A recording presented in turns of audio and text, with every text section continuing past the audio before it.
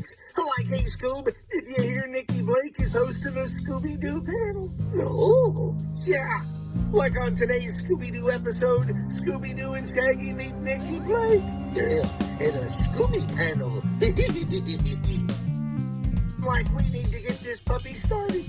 Okay, Nikki Blake, take it away, Scooby-Doo.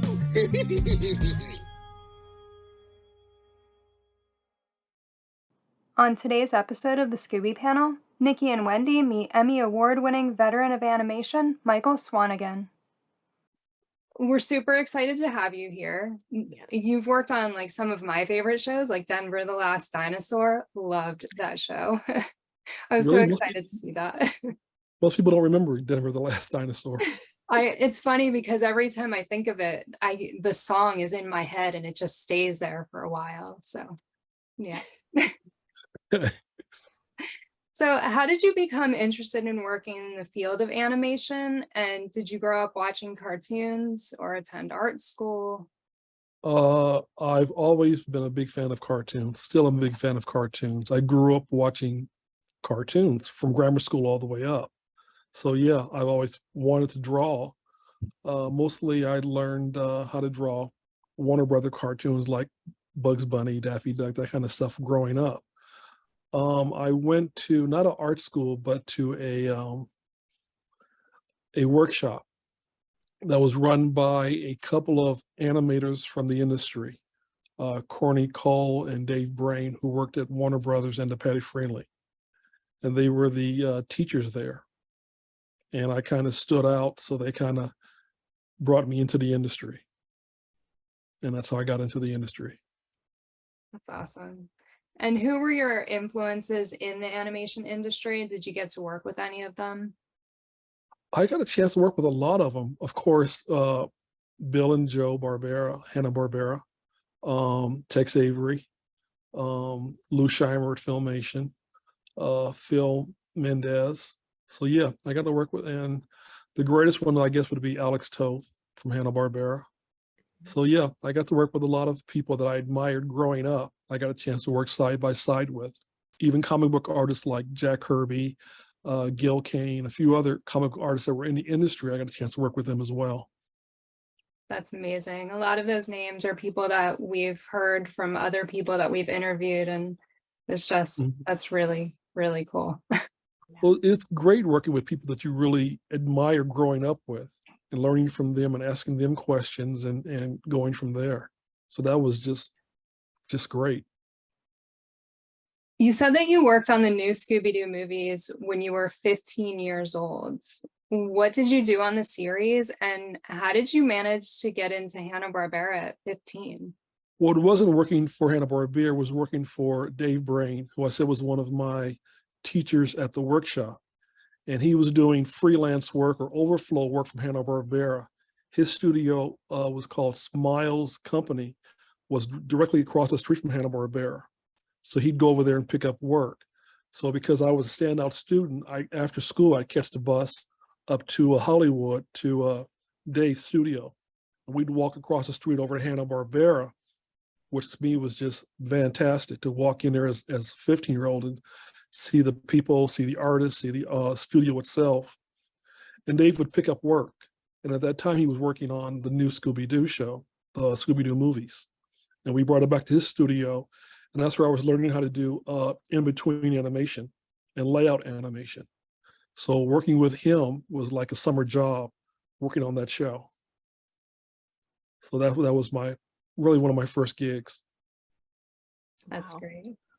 Yeah, that's really incredible. And to be honest, we've had the privilege of talking to a number of really awesome people that we both admire very much. And I think that might be my favorite little tidbit of information from someone's life and career. I think that I can't even imagine how amazing that would be. And honestly, like, this might sound strange because you've just met me, but I feel so proud that someone at that age had the talent that they were like, you know what, you can do this. You can do this at this age. You can hang with the big boys, and we're going to have you do some work for this. That's incredible. I mean, I applause to you. That's I kind of thought it was kind of normal. I didn't think it was anything big at the time because I was, 15. It was like, hey, do you want to work on this? I was like, sure, I want to draw cartoons. And it was like, well, we're going to be drawing Scooby-Doo. And it was like, really? I get to draw Scooby-Doo? And it was like, I worked on, I think it was the Three Stooges one, the Laurel and Hardy one, and I can't think of a third one, but I got a chance to do layouts on those. And it was just the fact that I got a chance to go across the street to Hanna-Barbera itself was a joy. And it was like, gee, I didn't know all this stuff was so close in Hollywood. And they treated me really nice. I mean, being the little kid running around, it was great. And they were very helpful. Everybody was extremely helpful. And like I said, learning this firsthand from these people was just a God's gift. Yeah. We So, are yeah. kind of partial to Hanna-Barbera because we've heard from so many people that working at that studio was like just one big happy family, that it was just so great. And I'm sure that there were not so great moments, but we haven't really heard any of those. So Great. I don't have any really bad stories of Hanna-Barbera, but I really loved working for Filmation more so because Filmation was more like a school. And you were able to go to other departments and ask questions. You can go to the writing department or the layout department or the background department. And Lou Scheimer had the open door policy. If you ever had a problem or a question, you knock on his door and go see him if he wasn't busy. And me and Lou Scheimer had a lot of debates, arguments, talks about animation. So I kind of enjoyed Filmation more. Hanna-Barbera was just like a kind of a clubhouse. Everybody was there. Everybody was helpful. All the shows I worked on were fun to work on. There were a few stories that, were kind of strange, but it was like, that was Hanna-Barbera. I'll give you an example. I worked on Flintstone Kids. And I was called in after I got this. They said, we're going to be working on this show. Can you come in on this day? And we're going to have a meeting. And I go, great. Okay, I'll come in and I'll go to the meeting. The meeting was one of the large conference rooms. And Joe Barbera was sitting next to me, three-piece suit, tie and everything. And we're sitting there and I'm going, gee, I'm getting sick today. I work with Joe Barbera. And a group of people came in and I go, well, who are these people? And they were all college professor psychiatrists. And they were coming to explain to us who the Flintstones were individually. And Mr. Barbera was not happy. I mean, Mr. Hanna was not happy about this. It's like, they're going to tell me who the Flintstones are? Right. And they're explaining who Fred is, who Barney is, who Wilma is. And he's like, really? And I raised my hand. I said, well, I grew up on the Flintstones and I don't understand why you're explaining to us who the Flintstones are. And he said, well, we want you to understand what the characters are. And I said, I don't understand. And that's when Mr. Barbera grabbed my hand and he said, I want to talk to you outside, real businesslike. And I went, oh God, I'm in trouble now. And he pulls me out of the room and he closes his door. And I go, yes, sir. He said, thank God you raised your hand. He said, I couldn't think of a reason to get out of that meeting. He said, I'm out. He said, thanks. He said, you don't have to go back in there if you don't want to. I said, I really don't. He says, no, go home. Don't worry about it. He said, you're on the show. And he took off. I was like, I couldn't understand why they wanted to explain to us who these characters were. Yeah. But I guess that was their job that day. Right. So, I mean, there are stories like that. Like I worked on another show, The Snorks. And I had to go to the Xerox room to get my copies made before I turned the board in. And it was the lunch hour and everybody was gone except for one guy in there. And he says, well, okay, I'll Xerox your stuff for you, for your producer. And as we're standing there, Jonathan Winters walks in. He has to have, he's doing voices and he has to give us a copy of his script. And he comes in and we're standing there like our mouths hit the floor. It's Jonathan Winters. And he does a 15-minute routine while we're standing there. He's telling us these jokes and he's going through these characters. And we're just like, we can't believe he's entertaining us as we're getting stuff Xeroxed. And he just went on and on and on. And it was like, I can't believe it. And then he said, okay, guys, you guys have a good day. And he takes off. Yeah. And I was like, man, I love this studio. Like, this is really great. But yeah, there are good times at Hanna-Barbera, really good times. Yeah, that's really amazing. That's so, I don't know, given how special all of those cartoons were to so many of us, not just while we were growing up, but even still today as adults. I mean, I think it's obvious that we still love Scooby, you know, and we're not kids anymore. But Mhm. it's just so nice to know that the people that were working on those shows were at least to some degree enjoying what they were doing. You know, I mean, did you enjoy what you were doing while you were Oh, doing it? oh, hell yes. It was a dream come true. Come on.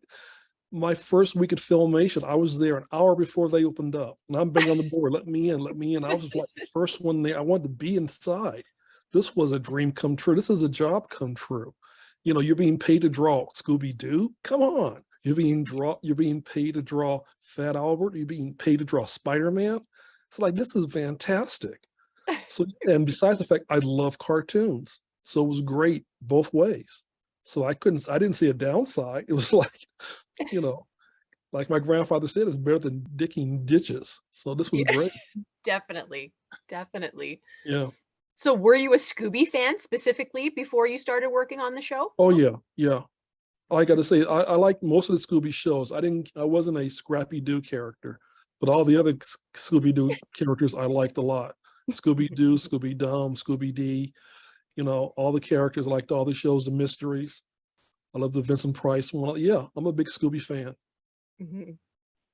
Well, you just made Nikki's day because we have a friendly disagreement over Scrappy because I love Scrappy and Well, Nikki does not.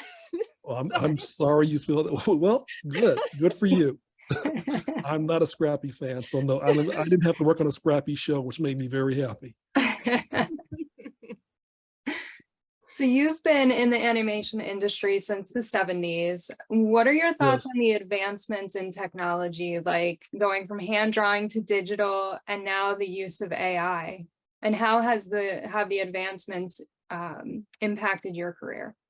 I haven't seen any advancements as AI as of yet, as far as animation goes. But as far as the improvement over the years, when I was at Filmation, they announced Pixar was coming into existence, and they had just done a short subject. I think it was called Wally B or something, about a flying bee chasing his character. And everybody at Filmation just totally freaked out. Our jobs are done. We're never working in this industry again. We're all going to be fired.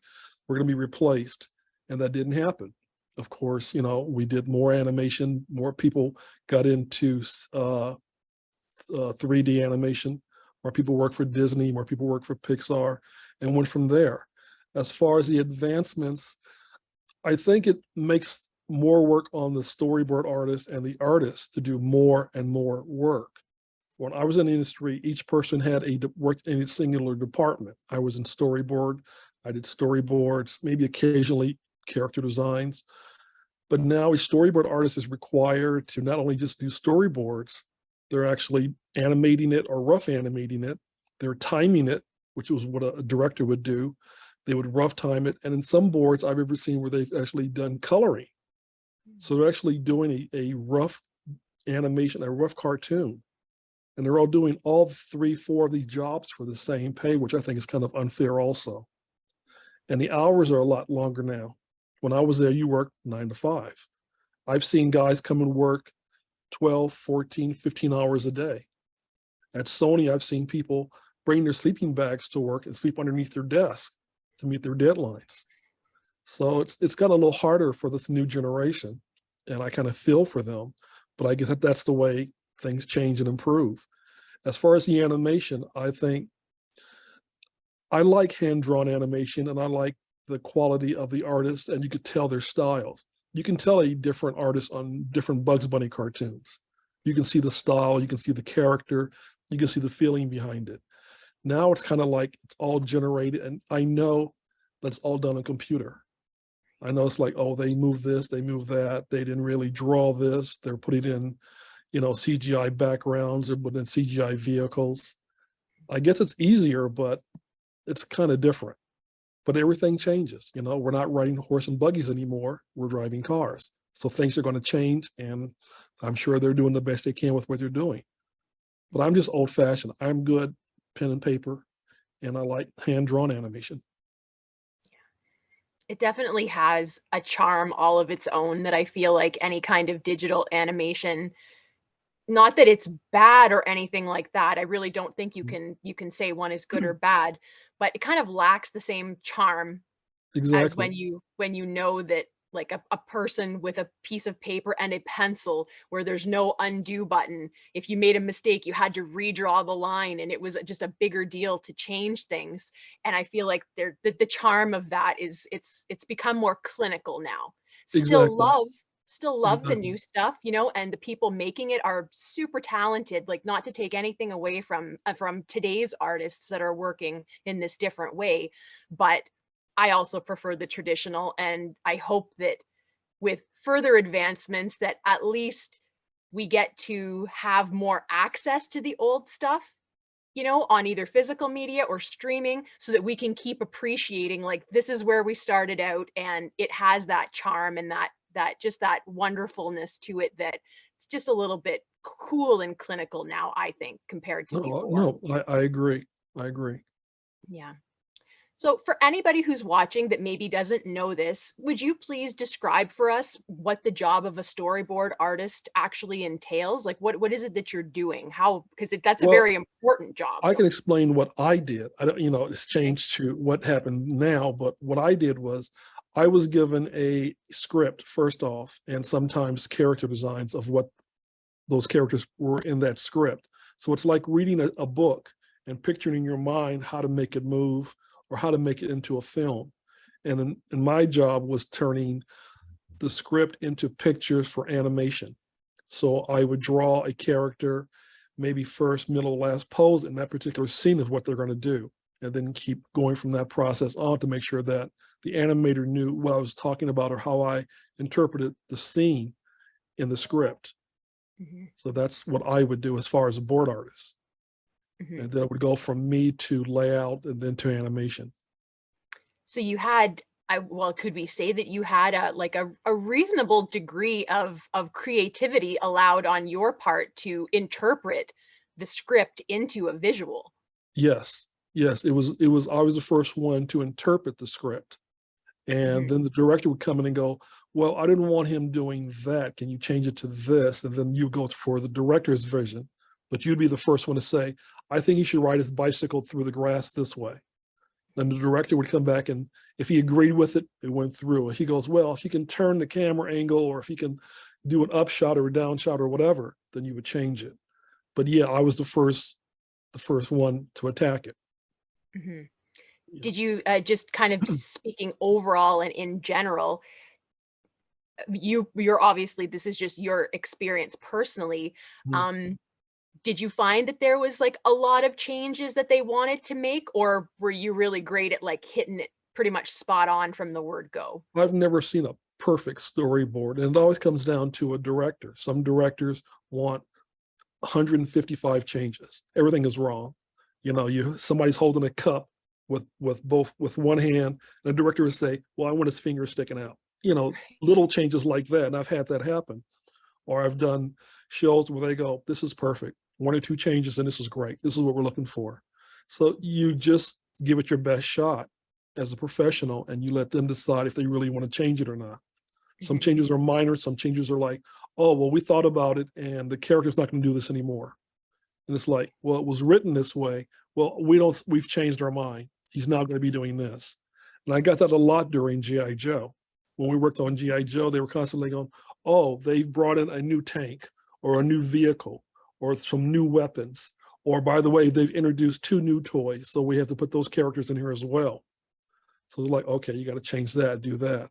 So I really didn't care for working on G.I. Joe or Transformers because it was constantly changing. It was like, by the way, they've added another robot. Well, the robot now does this. And you're going, oh my God, I got to go back and rechange all this. Right. Mhm. So yeah. So we have touched on this already a little bit, but you have done work for all of the best studios, Hanna-Barbera, Filmation, even some for Disney. Um, I based on what you answered before, could we assume that Filmation was your favorite place to work, or could you maybe just elaborate a little bit more on perhaps how the process of what you were doing at each studio maybe varied a little bit between them? Well, I enjoyed Filmation a lot because it was a learning experience. Because of me learning at Filmation, I was able to go to Marvel, and then I was able to go to Hanna-Barbera, then I was able to go to Disney, then I was able to go elsewhere. But it was because of my learning and techniques that I've learned at Filmation. Like I said, at Filmation, you were able not just to stay in your department, but you're able to go around other departments and ask, how do you animate this? How do you lay out this? I need this scene, but it's a night scene. How do you guys color it and paint it? And you're able to go to different departments and ask. So when you went to other studios, you already had that knowledge that helped. As far as different studios, it depends on the studio and how they perform their work, how they had their gangs, or how they put their crews together. You go over to Marvel, and we all had our own different pen areas of section, and you really weren't allowed to go talk to the other crews. While I'm working on G.I. Joe, I really couldn't go talk to Transformer guys. If I was on Transformers, I really couldn't go talk to Muppet Baby guys until my show was done, and then I could go work on another show. So it was kind of like you're locked in.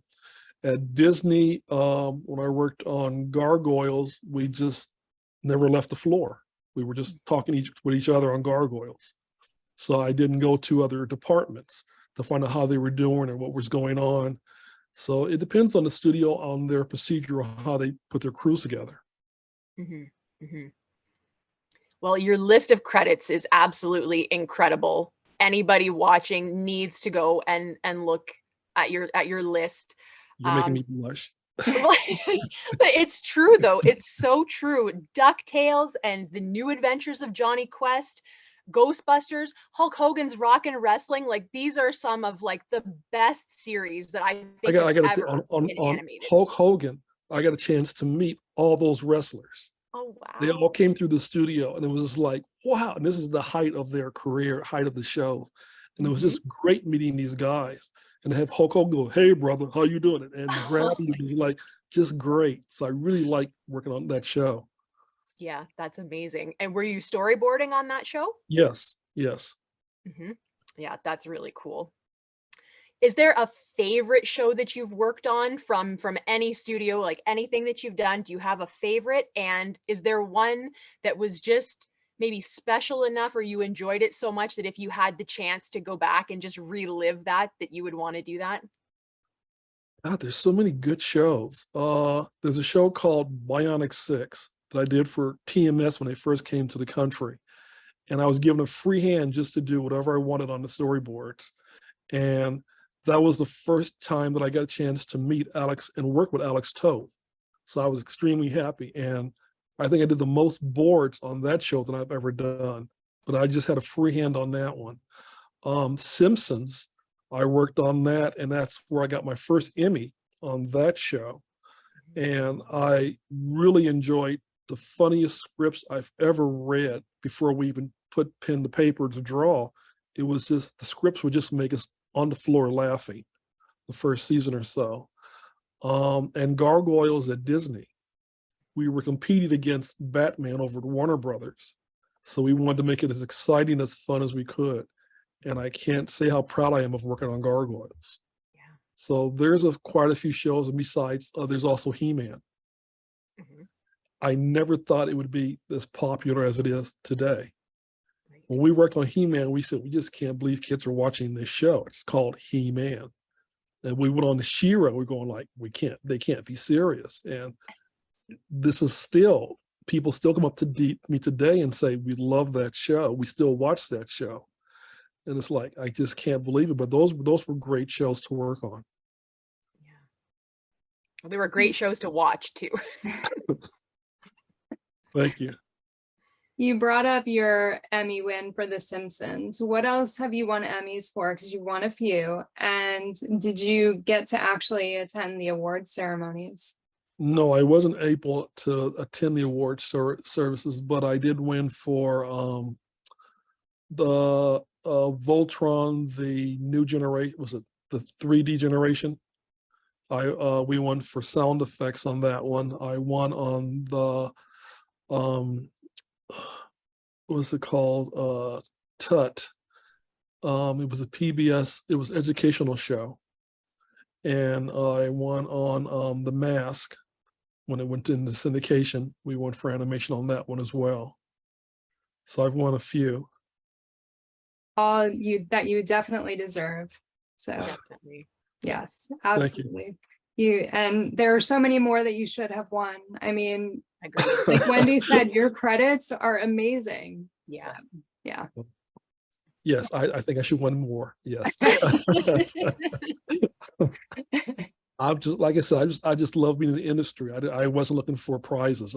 I just happy to be on these shows and love to draw. And it was a joy. It was great. Like I said, it was a kid in a candy store, because I still watch cartoons. I still love cartoons, and I love cartoons and comic books then. To work on shows like X-Men and Spider-Man and all these shows that I grew up reading the books and working with, like Stan Lee, Jack Kirby, Gil Kane, John Buscema. These are great guys that I admired growing up. And here I am, you know, a desk away from them, or walking down the hallway with them, or drawing with them. It was like, I can't believe it, but it was great. Yeah. That's fantastic. You were the supervising director, character designer, and storyboard artist on The Mask, the TV series. What was it like having so many roles on that show? Extremely hard. I was on the syndicated series, not the network series. And Gary Hurdo, who's in charge of the network series, called me in from Disney and offered me the position to be the producer on The Mask, which I couldn't believe it, but it was great. I love it. And he says, you have to put a crew together. And I go, great, okay. Everybody's busy around town, can't find anybody. And the studio itself gave me a very small crew of about 5 or 6 people, one for each department, that were all first-time people. First-time background person, first-time character designer, first time, they were all first-time people. So of course I had to jump in and help out on all these departments. So I was busy from dawn till dusk and on the weekends as well. I was running all over town constantly, trying to get everything done for deadlines, editing, watching films, recording sessions, going over the storyboards, right? It was hard to find board guys who were available. Character designs, I'd help out because the one guy wasn't quite that good yet, but he was learning. The background guy who wasn't quite that good yet, but also was learning. So it was, I was extremely, extremely busy. It was fun, but it was just too much time. Would I do it again? Of course. But yeah, it was hard. Yeah, that's amazing. I can't even imagine being able to transition between all of those things and keep everything straight. And at the same time, like, you're teaching these people as well. You're helping them. Like, that's incredible that you pulled that off. Incredible, honestly. Well, like I said, it was hard, but it was also fun. And these people who were learning were eager to learn. So they were taking what you told them and they went with it. And the animation studio was very helpful. So they met their deadlines and we did the best we could, and the show came out pretty good. So I was very proud of the show. I wasn't proud of the writing. Some of the scripts were pretty lame, but overall it was a pretty good show. I mean, there was one show, he was just chasing his feather from his hat for a whole half hour. It was like, who wrote this?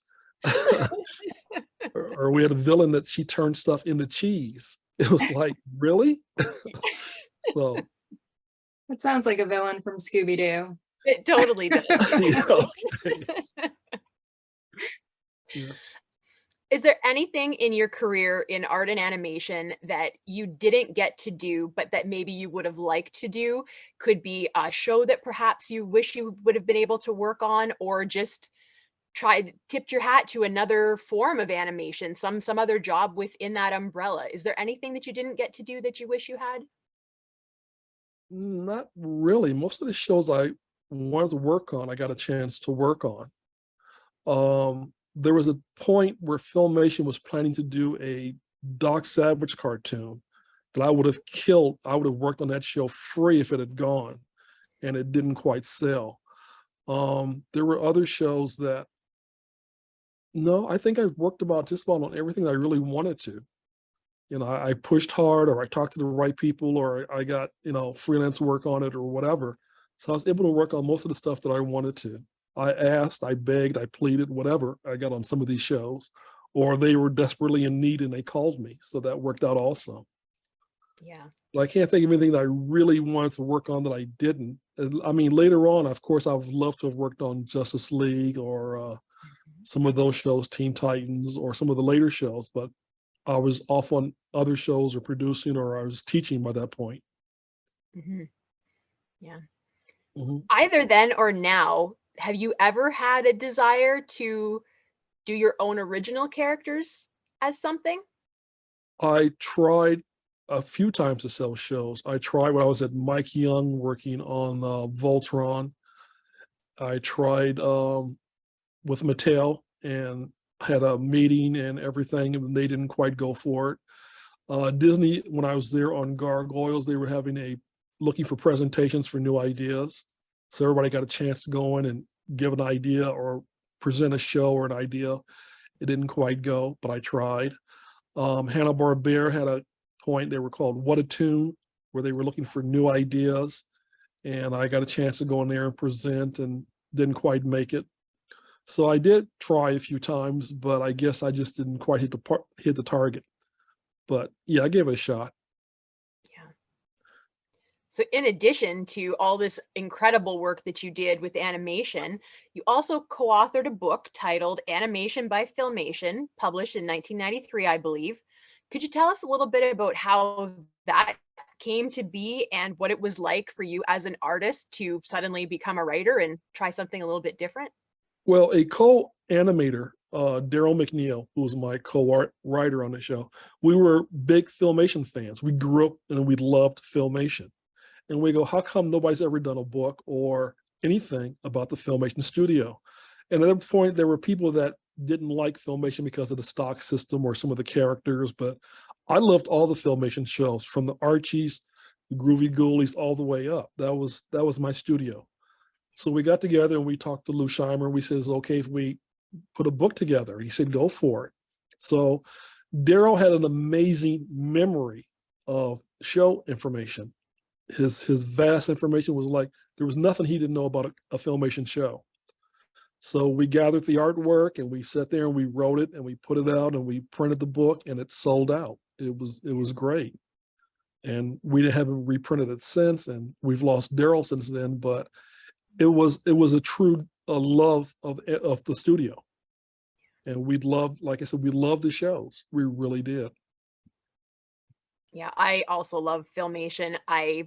Even though I would maybe say Hanna-Barbera is my favorite as far as just overall things, because obviously Scooby is my favorite, but I would say that to me, Filmation had the best quality drawing. I love the Hardy Boys series that they did.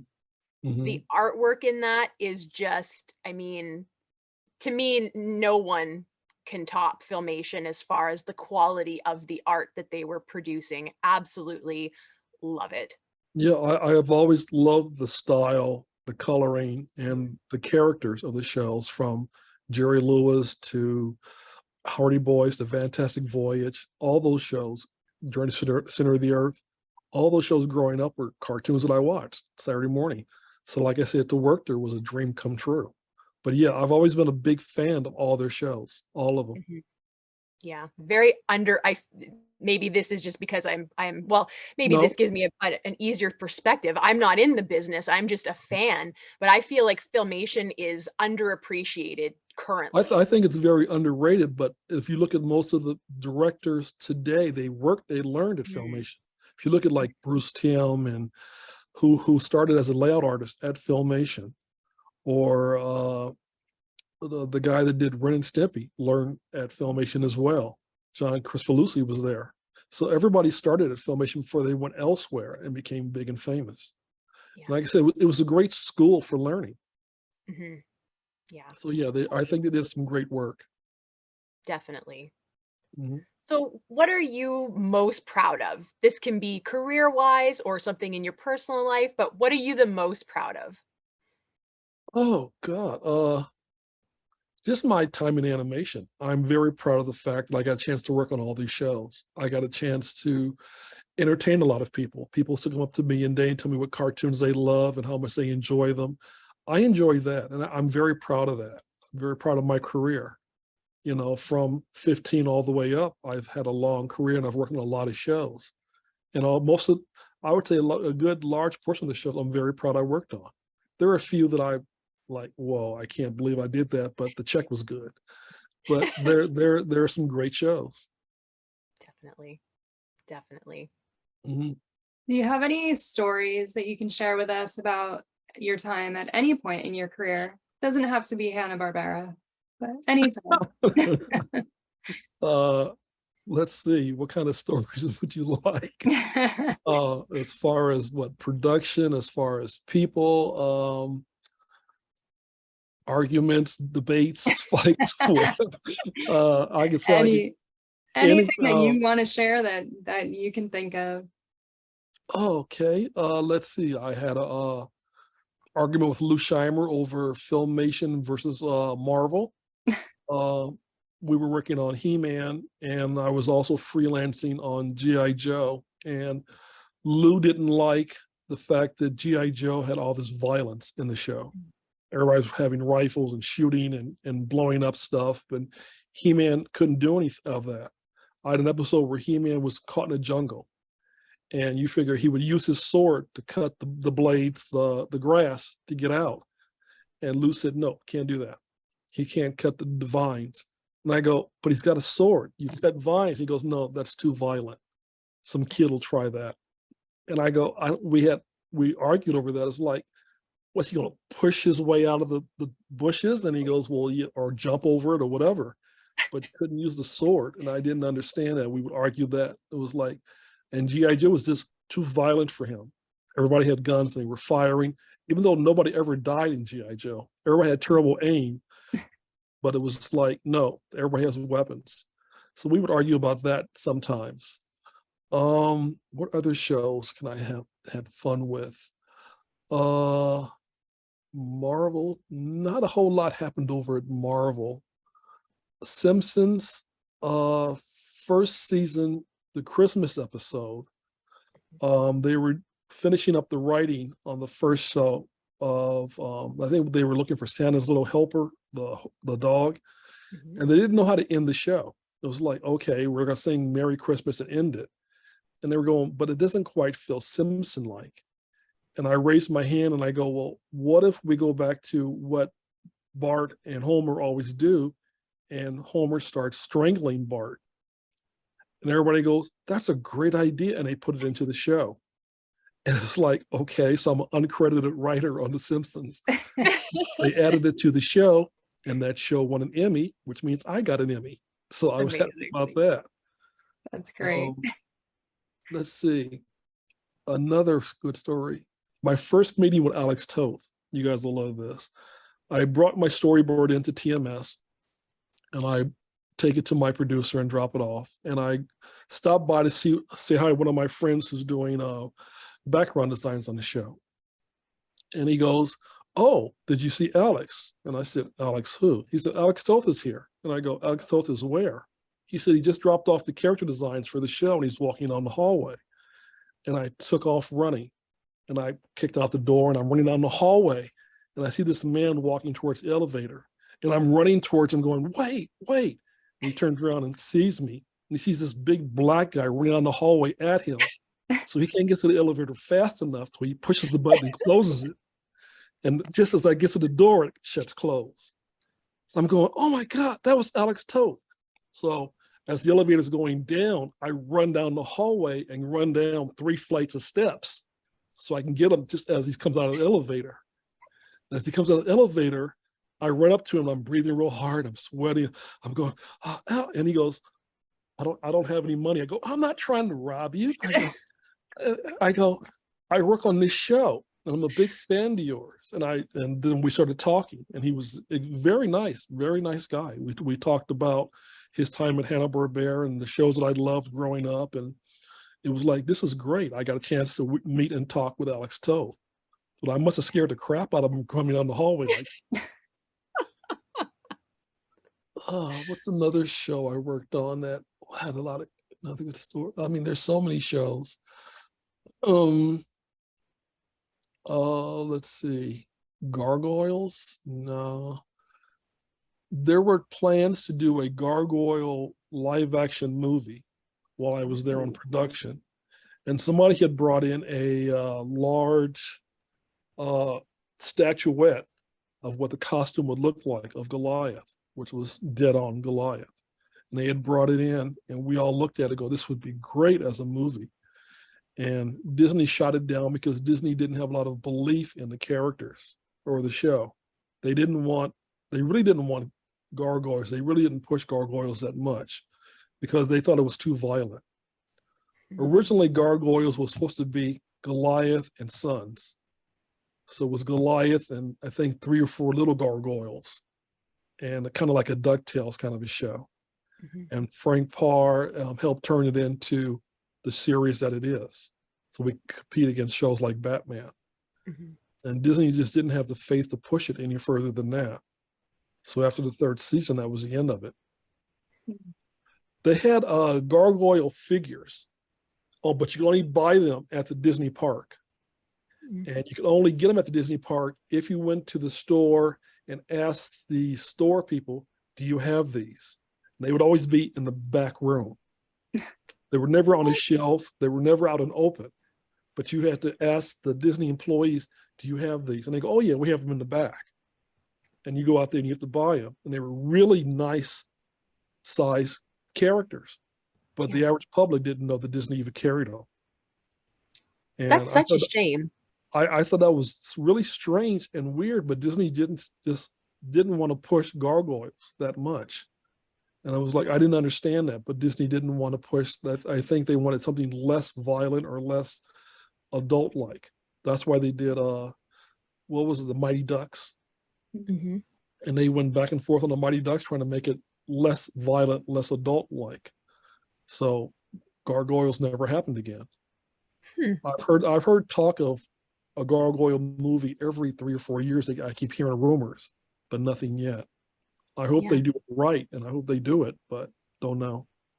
Yeah, that's so strange. I loved gargoyles. I thought that was honestly probably Disney's best series that they made, and I was probably, I can't think of the dates of it, but I mean, I was around 10 years old, 9, 10, 11 years old. And to be honest, it didn't register as being violent to me.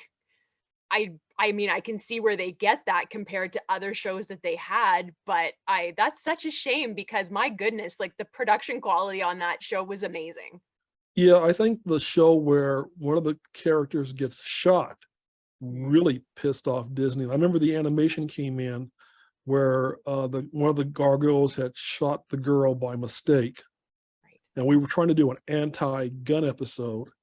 So when we didn't actually see her get shot, but we saw her hit the floor and we saw a pool of blood form underneath her head. Disney went ballistic. They called us in and was like, no, this can't, no, So all we could do was just put her on the floor and just put a small ring of blood over her. We couldn't have the blood flowing. And Disney really came down hard on us on that episode. And I think ever since then, it was like, no, we're not going to back this show too much. Or they weren't supportive as much as they were in the beginning. Yeah. But, there are studios like that.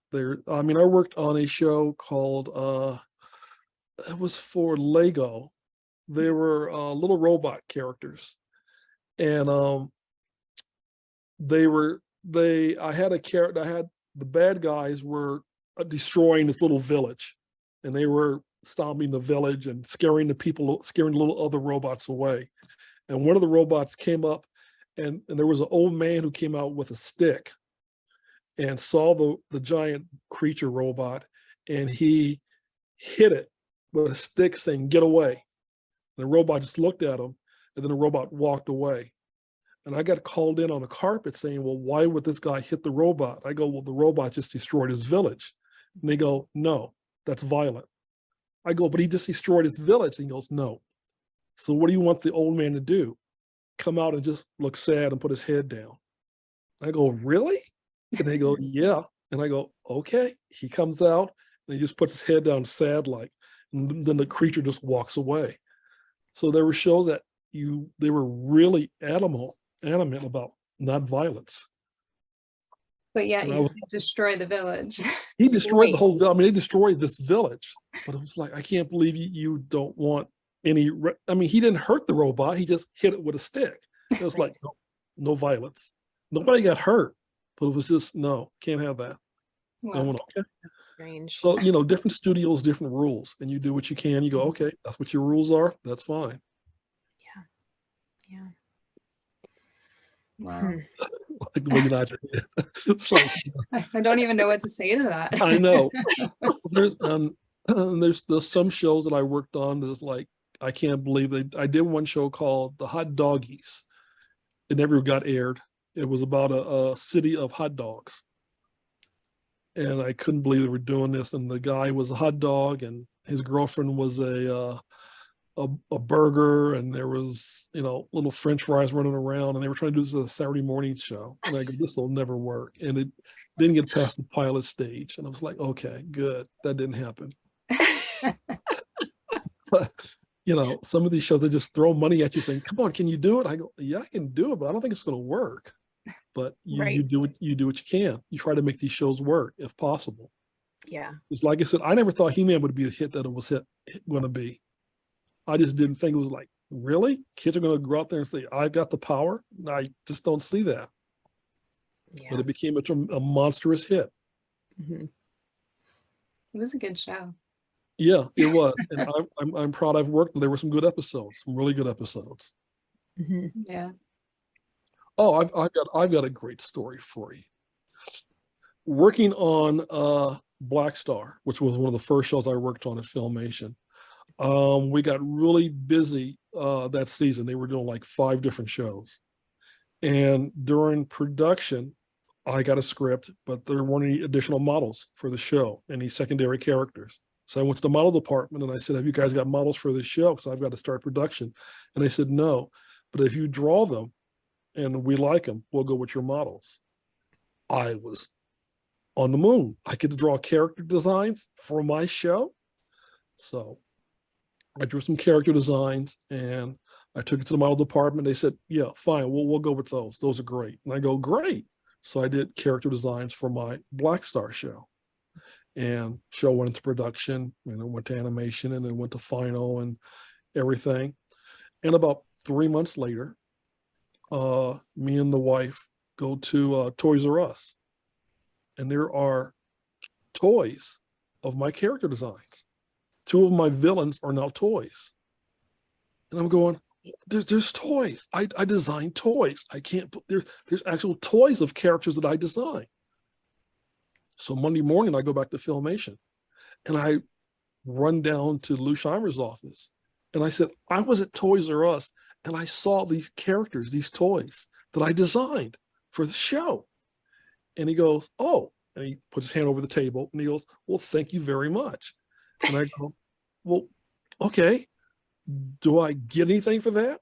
He goes, well, didn't I say thank you? And I said, well, yeah, you said thank you. He said, oh, okay. Well, no, there's toys. Isn't there like money behind that? He goes, well, did you get paid that week? And I went, well, yeah. Did you get paid the week after? I go, yeah. He said, then you were paid. I go, but isn't that a different thing here? There's toys on something I designed. He goes, no, you're work for hire, which means that anything you do belongs to the studio. Right. So I go, I don't get anything for these toys that are out there? And he goes, no. And I went, I'll never do this again. I'll never design a toy again, especially here at Filmation. So on all my boards, I would use existing characters without having to redesign anything, because it was like, they're going to make toys of this if it's good enough, which I learned a very important lesson then.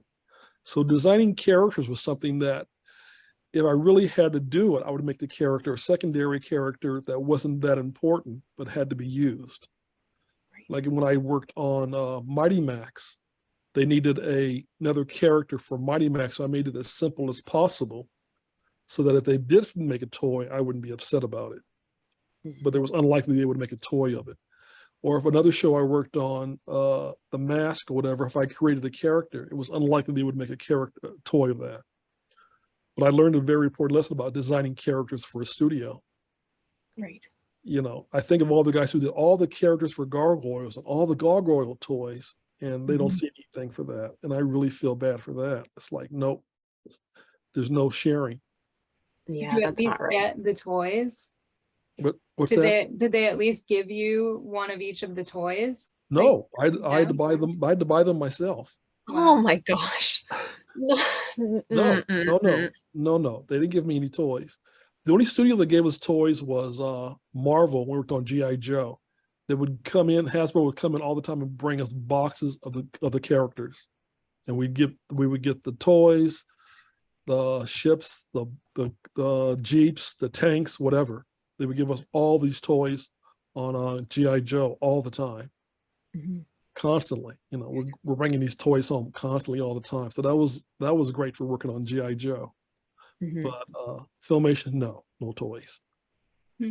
Yeah, that's definitely not. That's so disappointing to hear. Yeah. Well, that's the industry.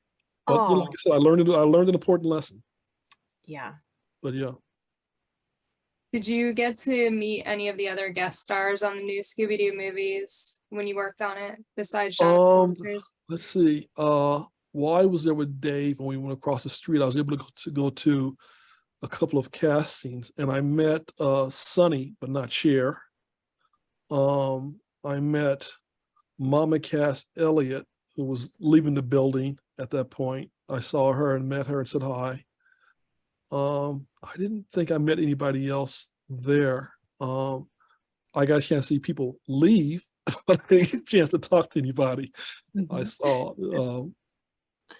I saw Paul Winchell and Dick Van Dyke. I've got a great Dick Van Dyke story. When I took the test to get hired at Filmation, when I brought the test back, I had to park across the street at the parking lot. And as I'm coming across the street, I'm like real nervous, real scared. And coming out of the Filmation building was Dick Van Dyke. I guess he was there for an interview or there to do voices or whatever. I don't know. He was coming out of the building. And I was looking down and I almost walked into him. And he said, "Are you okay?" And I said, "Yeah, I'm here to turn my test in for the show at Filmation." And he put his hand on my shoulder. He says, "You got it. Don't worry about it." I said, "Really?" He says, "Yeah, you got it." I said, "Thanks." And we shook hands and he said, "Hello, goodbye." And he walked on his way. And I walked into the building more proud now, more believing myself, turned my test in, and I got hired that day. That's and wonderful. I still think it wasn't for Dick Van Dyke putting his hand on my shoulder, I probably wouldn't have got hired. Well, he gave me that little bit of confidence I needed, and he got me hired at Filmation. That's why I look at it. Yeah, Right. that's wonderful. He was a great guy. He was really a great guy. Do you have any projects that you're working on now, any shows or anything? No, I'm teaching now. I teach at the Art Institute, and I also teach at Norco College out here in San Bernardino. So I'm just teaching right now. So I'm not working on anything else. And is there anything that you want to share that we didn't ask you? Anything you can think of that you want anyone to know?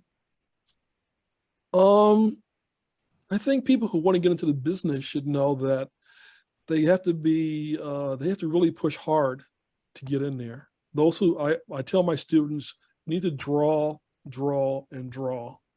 And how to get hired is I advise them to not only go to the studio to see if they're hiring, but go to conventions, go to Comic-Con, go to your local con, whatever, and meet the artists and talk to them and show them your stuff and have them help get you in there. If you're good enough, they'll push you. They'll talk to you, they'll aim you in the right direction. If you need help, they'll give you advice. I've learned that most of the artists in the industry, I mean a large bunch of guys, are very helpful, extremely helpful. They want to see you do good. I haven't really had any competition or people saying, "Oh, we want to get him out of here," or "He's too good," or whatever. Everybody is more helpful. They want you to succeed so they can succeed. So for those who want to get into the industry, just keep pushing at it and ask the right questions, and keep asking questions. A lot of students don't ask questions, or they don't know who to talk to or who to ask, but ask. I was constantly being a pain to everybody by asking questions 24/7. If I didn't know, I'd go ask somebody. I'd ask 2, 3, 4 times. They go, oh, here comes Swanigan again. It's like, yes, how do you do this? How do you draw this? How does this work? So they saw me coming, but it was like, the more you ask, the more you learn, and the more you survive. In my case, it was to become a chameleon, to be able to do all kinds of shows. I could do Scooby-Doo, I could do Transformers, I could do Batman, I could do Smurfs. You have to become a chameleon to be able to do all that to survive in this industry. Right. Otherwise, you're just going to become like, if I can only draw Scooby-Doo, how often does Scooby-Doo come up? Right. Or a Scooby-Doo type show. Yeah. But if I can do Transformers, then okay, next action show, I may get some of that work. Or if I can do Smurfs, maybe I'll get some Smurf type work. I had to become like a chameleon to survive in this industry. And like I said, love doing it. And it definitely paid off. I mean, like we said before, your credits are amazing. You've worked on so many different shows. And yeah, for you to be able to do that, it definitely paid off. It was, like I said, to me, I can't tell you how much fun it was. It really was a lot of fun, and to meet a lot of people, to meet a lot of celebrities, to meet a lot of artists, to meet a lot of producers, directors that you wouldn't have had a chance to meet, to work with people that you never thought you'd get a chance to work with. It was just outstanding. And there's some great artists out there that I had a chance to work with, really good artists that I still, admire their work. So yeah, it was a lot of fun. It was a great time, at least for me. It's good to hear that. It really is. Like, to hear that you truly enjoyed what you were doing. Yeah. And it wasn't just a job to you, it was something that you loved doing. Yes. Like I said, I love cartoon. You can see behind me my shelf of DVDs, and I've got almost every cartoon I've ever worked on. So yeah. That's great. Well, please know just how much, it's the one good thing about technology is that we can do things like this and meet people that, I live in Northern Ontario, Canada. I will probably never see you in person, but getting to meet you here, it's so important. I feel like even if we didn't know you by name or face, you had such a huge part you're a huge part of our lives. It's not even past tense, it is present tense. And I can't stress enough how important what you have done in your career has been to so many people. Some people maybe just be like, well, it's just a cartoon, but it's actually not. We spend so much time taking in the things that you have worked on, and whether you're a kid or you're an adult, life can be really rough sometimes, and cartoons have always been a place, I think, for a lot of people where we can still go to when we need that break, when we need to say, okay, I need reality to just stop for just this small little period of time. Maybe I only have 20 minutes to spare, but you have helped create those things that we can still go to and get that relief that we need. And thank you for everything that you have worked on. Thank you for loving it enough to put your all into it so that what we were getting was top notch. And we're still talking about it. We're still watching it. We're still enjoying it.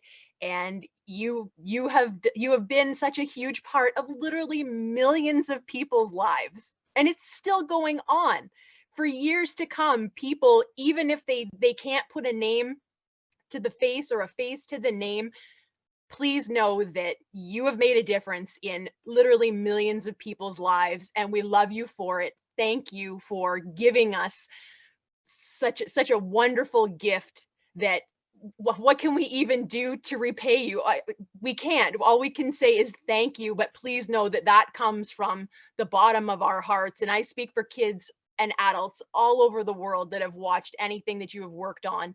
Thank you for that. Thank you. Well, I appreciate that. Thank you. And I like I said, I enjoyed doing it. I'm glad to hear people liked it. I'm glad people aren't throwing stones at me going, oh my God. But no, I'm glad people enjoyed it as much as I enjoyed working on it. Thank you. Yes, and thank you so much for your time. Like, this has been a true honor to talk to you and to learn more about your career and to just to know that you loved it. I mean, that Well, just means so much well, to know that I you appreciate you having me. That was great. This has been fun, and I'm like I said again, thank you. I appreciate it. yeah, Thank you. thank you. Thank you very Okay. much. Thank you for tuning in to another Scooby panel. I'm Nikki Blake from ScoobyAddicts.com. If you like these panels, please subscribe to my channel for more great discussions. A huge shout out to our patrons, Julie Rosen, Ross from ScoobyFan.net, Scooby-Doo of Roblox, Tage, and Christopher Michael Watts. If you would like to support the Scooby panel, please go to patreon.com/ScoobyAddicts. A very special thank you to Emmy Award-winning veteran of animation Michael Swanigan and artist, blogger, and Scooby collector Wendy BRYDGE. Scooby Panel is available in podcast form on most podcast platforms or as a web series on YouTube. You can find Scooby Panel on Instagram, Facebook, and Twitter as @ScoobyPanel. Scooby and Shaggy were voiced by Scott Innes. Check out Scott's website, onescottshop.com. Scooby Addicts artwork by Will Davenport. Video editing by Nikki Blake. Music composed and performed by Bovine Nightmares. Please join us next time for another Scooby panel.